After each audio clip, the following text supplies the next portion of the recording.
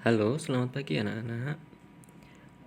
Hari ini Sabtu tanggal 17 Juli 2021, kita akan memasuki pembelajaran tema 1, subtema 1, pembelajaran yang ketiga. Nah, hari ini Pak Guru akan memberikan tugas kepada anak-anak semuanya. Tolong diperhatikan, nggih.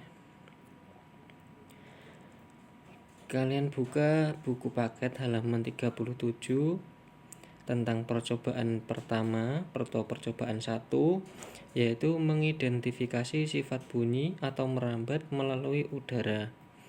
Nah, kita akan melakukan percobaan anak-anak, kita akan melakukan eksperimen. Nah,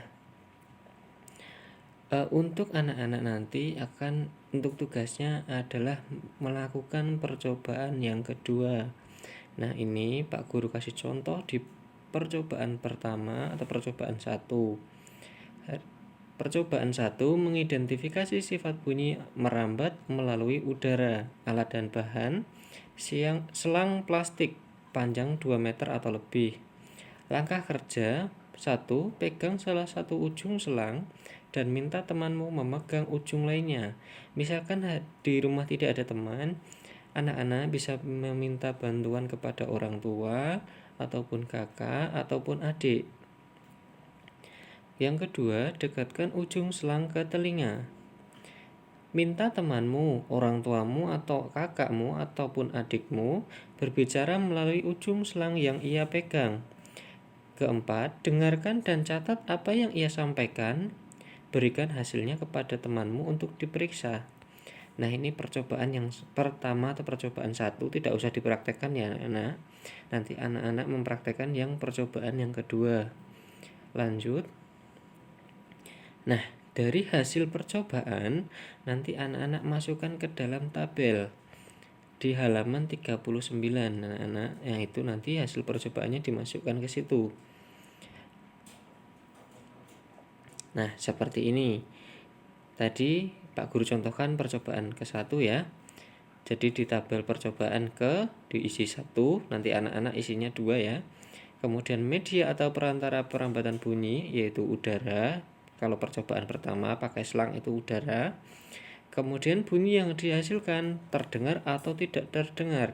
Apabila terdengar, maka dicentang bagian terdengar. Apabila tidak terdengar, dicentang bagian tidak terdengar.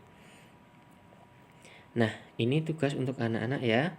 Percobaan kedua, mengidentifikasi sifat bunyi merambat melalui benda padat. Alat dan bahan 1. Gelas plastik 4 buah. 2. Benang kasur. Benang yang agak tebal ya anak-anak, jangan benang jahit. 3. Paku atau bisa juga diganti dengan korek api yang kayu atau bisa juga pakai kayu bambu ataupun tusuk sate juga bisa anak-anak. Yang penting bisa agar benangnya tidak lepas. Kemudian langkah kerja yang pertama atau 1, buatlah satu lubang kecil dengan ujung paku di tengah dasar gelas plastik. Kedua, potong tali kasur sepanjang 2-3 meter. Ketiga, masukkan benang ke dalam gelas plastik melalui lubang kecil. 4. Buatlah simpul agar tidak lepas. 5. Berbicaralah dengan temanmu, orang tuamu, kakakmu atau adikmu melalui telepon gelas plastik. 6. Lepaskan benang dari gelas plastik. 7. Berbicara dengan temanmu melalui telepon gelas plastik tanpa benang. 8. Dengarkan dan catat apa yang ia sampaikan. Berikan hasilnya kepada temanmu ataupun orang tuamu, kakakmu ataupun adikmu untuk diperiksa. Jadi kemudian nanti setelah anak-anak melakukan percobaan, anak-anak masukkan hasilnya di tabel hasil. Jadi nanti percobaan diisi 2, kemudian media atau perantara perambatan bunyi diisi apa itu tadi anak-anak yang percobaan kedua nanti diisi di situ. Kemudian bunyi yang dihasilkan apabila terdengar dicentang bagian terdengar, tapi apabila tidak terdengar dicentang bagian tidak terdengar. Seperti itu ya anak-anak.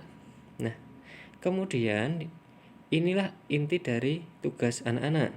Tugas anak-anak nanti membuat laporan kegiatan percobaan seperti yang ada di buku halaman 41.